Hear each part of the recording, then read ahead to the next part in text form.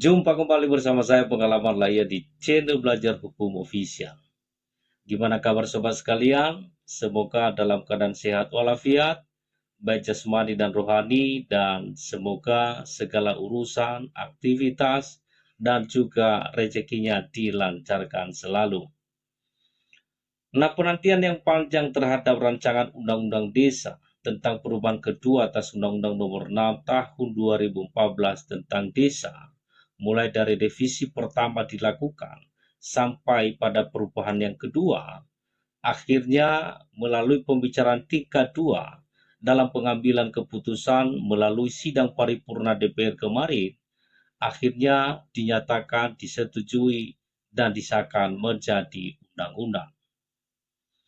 Nah, berdasarkan hasil kesepakatan pada pembahasan tingkat pertama yang dilakukan pada tanggal 5 Februari beberapa waktu lalu antara DPR RI atau Badan Legislasi DPR RI dengan sejumlah kementerian yang merupakan perwakilan dari pemerintah telah menghasilkan beberapa poin menurut laporan dari Ketua Badan Legislasi DPR Supratman Andi Aktas, yaitu secara garis besar biar kami bacakan kepada teman-teman ya, yaitu yang pertama penyisipan pasal 5A tentang pemberian dana konservasi dan atau rehabilitasi.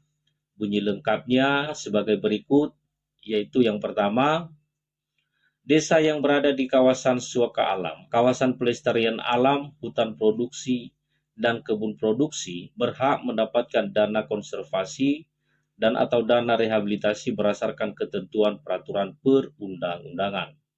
Ayat kedua, ketentuan mengenai dana konservasi dan atau dana rehabilitasi sebagaimana dimaksud pada pertama diatur dalam peraturan pemerintah. Nah, kemudian yang kedua, ketentuan pasal 26 ayat 2 huruf B terkait dengan usulan pengangkatan dan pemberhentian perangkat desa. Nah, berikutnya yang ketiga yaitu pasal 27 ya, telah mengalami perubahan sehingga berbunyi sebagai berikut, yaitu dalam melaksanakan tugas, kewenangan, hak, dan kewajiban sebagaimana dimaksud dalam pasal 26, Kepala Desa wajib yang pertama memberikan dan atau menyebarkan informasi penyelenggaraan pemerintahan desa secara tertulis kepada masyarakat desa setempat setiap akhir tahun anggaran. Yang kedua, menyampaikan laporan pertanggungjawaban penyelenggaraan pemerintahan desa pada akhir masa jabatan dalam forum musyawarah desa. Yang ketiga, memberikan laporan pertanggungjawaban penyelenggaraan pemerintahan desa secara horizontal, baik melalui lisan dan tertulis kepada Badan Permusyawaratan Desa setiap akhir tahun anggaran. Yang keempat, menjadi pengayom semua golongan masyarakat. Yang kelima, menyampaikan laporan pertanggungjawaban penyelenggaraan pemerintahan desa setiap akhir tahun anggaran secara vertikal kepada bupati atau wali kota. Dan yang keenam, menyampaikan laporan pertanggungjawaban penyelenggaraan pemerintahan desa pada akhir masa jabatan kepada bupati atau wali kota. Kemudian ketentuan pasal 33 mengalami perubahan, yaitu berkaitan dengan persyaratan calon kepala desa. Di mana sebelumnya persyaratan calon kepala desa tidak pernah sebagai kepala desa selama 3 kali periode. Ya, 3 kali periode kali 6 tahun sebelumnya, dan dengan berlakunya ketentuan baru maka dirubah ketentuan persyaratan tersebut sehingga setiap calon kepala desa tidak pernah sebagai kepala desa selama 2 kali masa jabatan atau 2 kali periode. Nah, kemudian di antara pasal 34 dan pasal 35 disisipkan satu ayat atau satu pasal maksudnya, yakni pasal 34A, sehingga berbunyi sebagai berikut. Ayat pertama, calon kepala desa paling sedikit berjumlah 2 orang.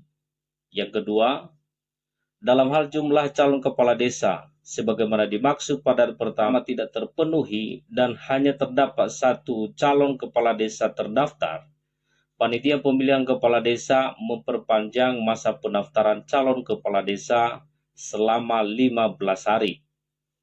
Yang ketiga, dalam hal tidak bertambahnya calon kepala desa terdaftar setelah perpanjangan masa pendaftaran sebagaimana dimaksud pada ayat 2 berakhir, panitia pemilihan kepala desa memperpanjang kembali masa pendaftaran selama 10 hari berikutnya.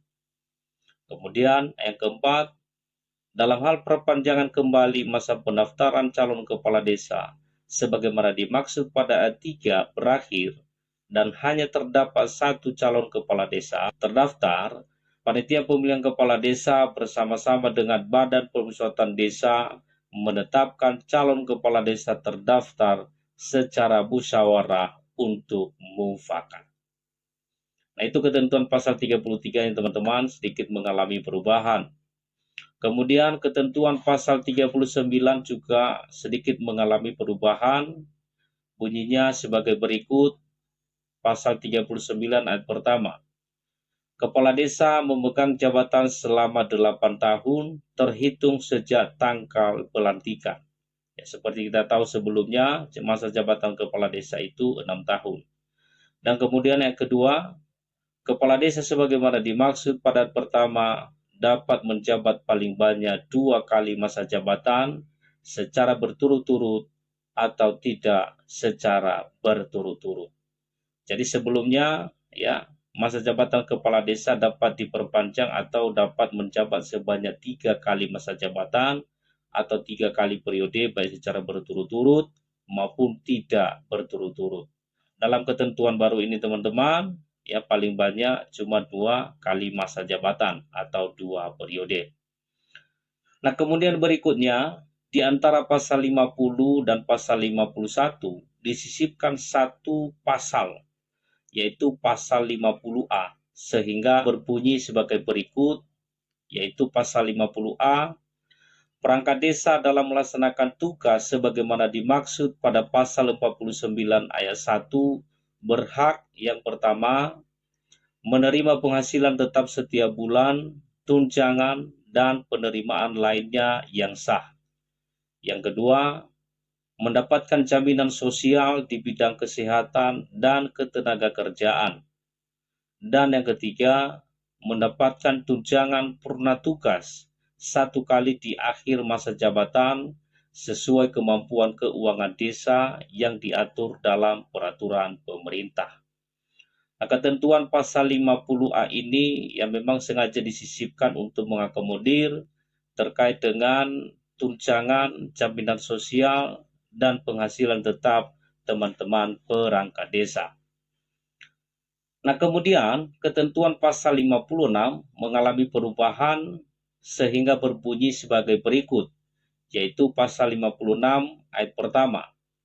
Anggota Badan Permusyawaratan Desa merupakan wakil dari penduduk desa berdasarkan keterwakilan wilayah yang pengisiannya dilakukan secara demokratis dengan memperhatikan 30% keterwakilan perempuan. Ayat kedua, masa keanggotaan Badan Permusyawaratan Desa selama 8 tahun terhitung sejak tanggal pengucapan sumpah atau janji dan dapat dipilih kembali dalam jabatan yang sama. Ayat ketiga, anggota Badan Permusyawaratan Desa sebagaimana dimaksud pada pertama dapat dipilih untuk masa keanggotaan paling banyak 2 kali secara berturut-turut atau tidak secara berturut-turut.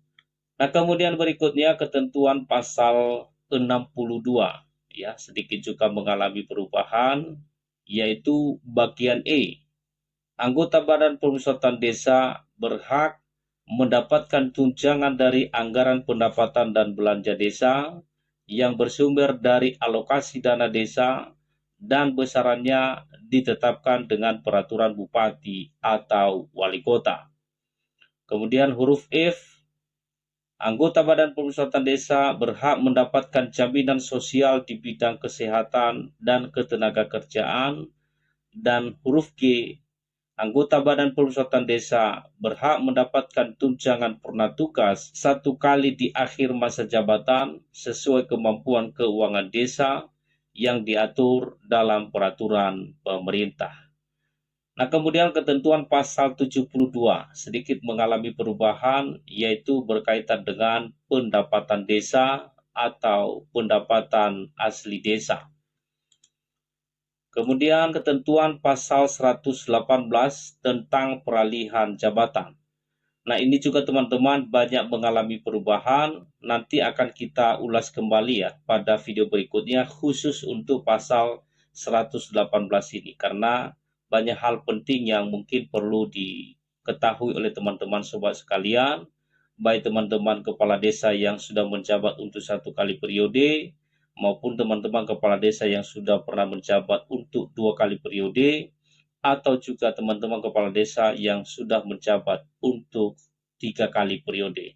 Demikian juga untuk teman-teman BPD, baik untuk 1 kali periode, maupun yang sudah menjabat sebanyak 2 kali periode, maupun juga untuk yang sudah menjabat sebanyak 3 kali periode. Jadi ketentuan peralihan jabatan di pasal 118 ini tentu akan penting kita bahas pada video berikutnya. Jadi kita bahas khusus untuk itu teman-teman. Jadi itulah beberapa ya poin-poin yang mengalami perubahan di dalam Undang-Undang Desa Nomor 6 Tahun 2014 tentang desa.